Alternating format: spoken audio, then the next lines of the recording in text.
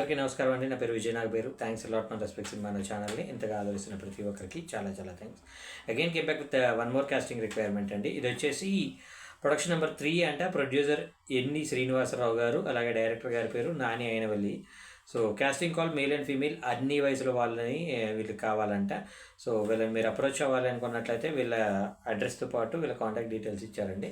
అది నేను మీకు చెప్పే ప్రయత్నం చేస్తాను. దానికంటే ముందు మన సబ్స్క్రైబర్లు అడిగిన ప్రతి ప్రశ్నకి సమాధానం చెప్పడం అనేది మన బాధ్యత. కాబట్టి మన సబ్స్క్రైబర్ ఏం అడిగారు అంటే, సార్ ఇప్పుడు ఆడిషన్స్ అనేవి జరుగుతూ ఉంటాయి కదా, ఆడిషన్ జరిగిన ఎన్ని రోజులకి షూట్ అనేది జరగవచ్చు అని అడగటం జరిగింది. దానికి నేనేమంటాను అంటే, ఆడిషన్ అయిన ప్రతి సినిమా షూట్ అవుతుందనే గ్యారంటీ లేదండి. షూట్ అయిన ప్రతి సినిమా పోస్ట్ ప్రొడక్షన్ వరకు వెళ్తుందనే గ్యారంటీ లేదు. పోస్ట్ ప్రొడక్షన్ అయిన ప్రతి సినిమా రిలీజ్ అవుతుందనే గ్యారంటీ లేదు. రిలీజ్ అయిన ప్రతి సినిమా హిట్ అవుతుందనే గ్యారంటీ కూడా లేదు.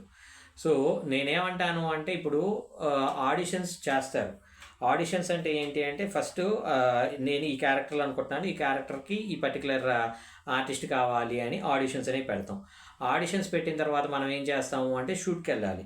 ఇప్పుడు చాలామంది 98.99% ప్రొడ్యూసర్లు ఏం చేస్తుంటారు అంటే, ఆరంభ స్వరత్వం ఉంటుంది కానీ కార్యసాధకత్వం ఉండదు. అంటే మొదలు పెట్టేస్తారు ముందు, నీకేంటి నాకంటే తోపు లేడు, అసలు నాకంటే ఇది లేడు, నేను కనుక చేసినట్లయితే అలా చేసేవాడిని ఇలా చేసేవాడిని అనే టైప్లో మాట్లాడతారు. కానీ ఇక్కడ వాళ్ళు ఏం చేస్తారంటే ప్రీ ప్రొడక్షన్ స్టేజ్ వరకే ఆగుతారు. ఫర్ ఎగ్జాంపుల్, నేను రీసెంట్గా ఒక సినిమా కమిట్ అయ్యాను.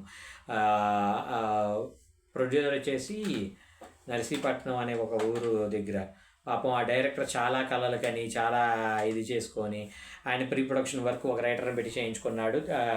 ఆ ప్రొడ్యూసర్ ఉండేసి నేను సాటిస్ఫైడ్ లేను, ఇంకో రైటర్ని పెట్టుకుందాం అని అన్నాడంటే, ఆ తర్వాత ఇంకో రైటర్ని పెట్టుకొని చేయించుకున్నారు. అప్పటికి సాటిస్ఫై లేను, నేను ఒక సీనియర్ రైటర్ తోటి వెళ్దాం అనుకుంటున్నానంటే నన్ను అప్రోచ్ అయ్యారు.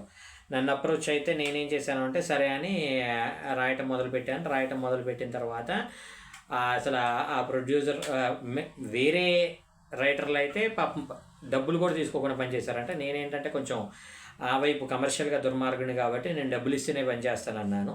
సో నాకు ముందు ఒక అడ్వాన్స్ ఇచ్చారు. అడ్వాన్స్ ఇచ్చిన తర్వాత నేను దానికి సినిక్ ఆర్డర్ వరకు రెడీ చేశాను.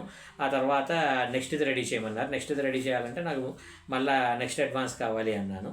అక్కడ ఆయన దగ్గర డబ్బులు లేక ఆగిపోయింది. ఇక్కడ నేనేమంటాను అంటే, ఆయన దగ్గర ప్రీ ప్రొడక్షన్కే బడ్జెట్ లేదు, ఇంకా ఆన్సెట్కి ఏం ఖర్చు పెడతాడు, ఆ తర్వాత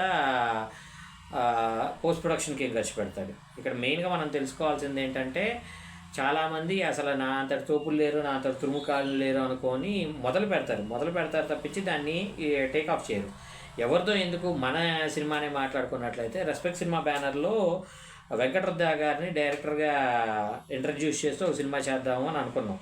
యాక్చువల్గా దానికి ఏంటి అంటే, ఒక ఫైనాన్షియర్ వచ్చేసి నా దగ్గర డబ్బులు ఉన్నాయండి, కాకపోతే నా పేరు బయటికి రావటం ఇష్టం లేదు, మీకు ఎటు రెస్పెక్ట్ సినిమా అనేది ఒకటి ఉంది కాబట్టి ఆ బ్యానర్లోనే మనం సినిమా చేద్దాం అన్నాడు. ప్రీ ప్రొడక్షన్ బడ్జెట్ అలాట్ చేశాడు, ఆఫీస్ బడ్జెట్ అలాట్ చేశాడు. సో ఆఫీస్ బడ్జెట్ అలాట్ చేశాడు, ప్రీ ప్రొడక్షన్ బడ్జెట్ అలాట్ చేశాడు కదా, నేను స్క్రిప్ట్ని కూడా చేసేసాను. యాక్చువల్గా ఈ విషయాన్ని నేను వెంకటరత్న గారికి కూడా చెప్పలా. ఇది సార్ మనం ఏమంటారు, మనం మిమ్మల్ని డైరెక్టర్గా నేను ఇంట్రడ్యూస్ చేస్తున్నాను సార్, మిమ్మల్ని డైరెక్టర్గా పెట్టుకొని సినిమా చేస్తున్నాను అనే విషయం కూడా ఆయనకి చెప్పలేదు. అంటే రేపు అనే రోజు సెట్లోకి వెళ్ళి ఆయన చేత కొబ్బరికాయ కొట్టించినప్పుడు ఆయనకి తెలుస్తుందిలే అని అనుకున్నాను. బట్ అన్ఫార్చునేట్గా ఏం జరిగింది అంటే, ఆయన ఈ పర్టికులర్ ప్రొడ్యూసర్ కూడా ప్రీ ప్రొడక్షన్ వరకే బడ్జెట్ అనేది అరేంజ్ చేసుకున్నాడు. ఆ తర్వాత మన సినిమాకు కూడా ఆడిషన్స్ అనౌన్స్ చేశాను నేను. ఆడిషన్స్ అనౌన్స్ చేసినప్పుడు ఆర్టిస్టులు వచ్చారు, పాపం ఆర్టిస్టులు పర్ఫామ్ చేశారు, వాళ్ళని కొన్ని క్యారెక్టర్స్ ఫిక్స్ చేసుకున్నాం. ఫైనల్గా రెస్పెక్టివ్ ఫైనాన్షియర్ ఎవరైతే ఉన్నాడో రెస్పాన్స్ లేదు, అంటే లిటరల్గా ఫోన్ ఎత్తడం మానేశాడు. 1 ఫోన్ చేస్తే ఏమన్నాడు అంటే, లేవు సార్ నా దగ్గర డబ్బులు లేవు, నేను కొంచెం క్రైసిస్లోకి వెళ్ళిపోయాను, ఇప్పుడు నేను సినిమా చేయలేను సార్ అన్నాడు. ఇలా చేసేవాళ్ళు 98.99% ఉంటారు. కాబట్టి ప్రతి సినిమా టేక్ ఆఫ్ అనే గ్యారంటీ లేదు. అలాగనే టేక్ ఆఫ్ అవ్వట్లేదు కదా అనే డిసప్పాయింట్మెంట్ తోటి నేను ఇంకా ఆడిషన్ చేసుకుని అంటావా, అది నీ కర్మకి ఎవడి బాధ్యత కాదు. ఇక్కడ నేనేమంటానంటే, 1000 ప్రయత్నాలు చేస్తే ఒక ప్రయత్నం సక్సెస్ అవడానికి ఒక పాసిబిలిటీ ఉంటుంది. ఇప్పుడు మీరు ఇంకా గమనించుకోవాల్సింది ఏంటంటే, బన్నీ హిమ్సెల్ఫ్ ఆయన అల్లు అరవింద్ గారి కొడుకు అయి ఉండి కూడా ఎన్ని ప్రయత్నాలు చేసి ఉంటాడు సినిమాలోకి రావడానికి.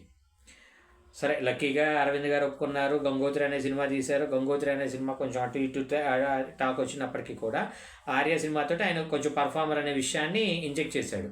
ఆ తర్వాత అదే అల్లు అరవింద్ గారి చిన్న కొడుకు శిరీష్ గారు ఎంతవరకు సక్సెస్ అయ్యారు.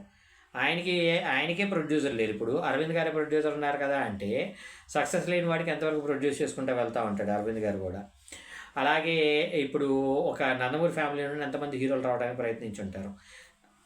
నేనేమంటాను అంటే ప్రయత్న లోపం అనేది లేకుండా జరుగుతూ ఉంటే ఏదో రోజు సక్సెస్ అవడానికి నీకు పాసిబిలిటీస్ ఉంటాయి. అలా కాకుండా ప్రయత్న లోపమే జరిగిందనుకో నీకు సక్సెస్ అవడం అనేది చాలా కష్టం. సో నేను మీ అందరికీ చెప్పేది ఒకటే, ఇక్కడ సింపుల్ థింగ్ ఏంటి అంటే ఆడిషన్స్ చేసినంత మాత్రాన సినిమా చేస్తారనే గ్యారంటీ లేదు. సినిమా చేసినంత మాత్రాన అది పోస్ట్ ప్రొడక్షన్ వరకు వెళ్తుందనే గ్యారంటీ లేదు.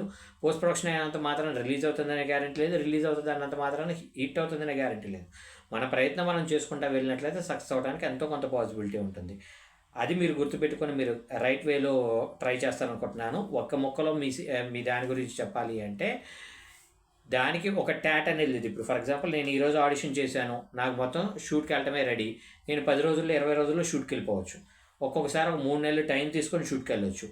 ఇప్పుడు మా నరేష్ అసిస్టెంట్ డైరెక్టర్గా చేస్తున్న సినిమా ఎప్పుడో దగ్గర దగ్గర ఒక జూలైలోన సెప్టెంబర్లోనో మొత్తానికి ఆయన ప్రీ ప్రొడక్షన్ వర్క్ అయిపోయింది. స్క్రిప్ట్ అయిపోయిన తర్వాత వాళ్ళు డిసెంబర్ నుండి షూట్కి వెళ్దాం అనుకుంటున్నారంట. సో నేనేమంటాను అంటే దేనికి ఒక ప్రిస్క్రైబ్డ్ టైం అనేది సినిమా ఇండస్ట్రీలో ఉండదండి. మన ప్రయత్నం ఇప్పుడు నేనేమంటా అంటే ఒక సినిమా గురించి మీరు ఎందుకు పట్టుకొని ఉన్నారు? ఆ సినిమా తర్వాత ఒక 4-5 సినిమాలకు ప్రయత్నించండి. మళ్ళీ వాడు వచ్చి మిమ్మల్ని అడిగితే లేదంటే ఆ డేట్స్ నాకు ఖాళీగా లేవు అనేంత బిజీగా మీరు ఎప్పుడైతే ఉండగలుగుతారో అప్పుడే మీరు సక్సెస్ అవుతారు. హోప్ మీకు అర్థమైంది అనుకుంటున్నాను. మీకు ఇంకా ఇలాంటి డౌట్స్, క్వశ్చన్స్, క్వైరీస్ ఏదైనా ఉన్నట్లయితే తప్పకుండా కమెంట్ రూపంలో అడిగే ప్రయత్నం చేయండి.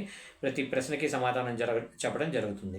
So getting back to the casting requirement, ఇది వచ్చేసి విశాఖపట్నం అంటండి, భాష్యం స్కూల్ దగ్గర MVP colony, plot number HIG 20/10 అంట, డోర్ నెంబర్ 2-37/3. సో వీళ్ళని మీరు అప్రోచ్ అవ్వాలంటే వీళ్ళ మెయిల్ ID చెప్తాను, నోట్ చేసుకోండి. sirimoviemakers@gmail.com. SIRI Siri MOVIE movie MAKERS makers@gmail.com అనేది వీళ్ళ మెయిల్ ID. అలాగే వీళ్ళ కాంటాక్ట్ నెంబర్ వచ్చేసి 9063388833. I repeat 9063388833. సో డిస్క్లైమర్ మీ అందరికీ తెలిసిందే కదా, నేను పెట్టే ఈ పర్టికులర్ కాస్టింగ్ రిక్వైర్మెంట్కి నాకు ఎటువంటి వ్యక్తిగతమైన లావాదేవీలు లేవు. వీళ్ళెవరో కూడా నాకు తెలియదు. వీళ్ళు ఎవరైనా మిమ్మల్ని డబ్బులు అడిగినా, మోసం చేసే ప్రయత్నం చేసినా నమ్మకండి, మోసపోకండి, జాగ్రత్తగా ఉండండి. వీడియో నచ్చిందా లైక్ చేయండి, వీలైనంత ఎక్కువ మందికి షేర్ చేయండి.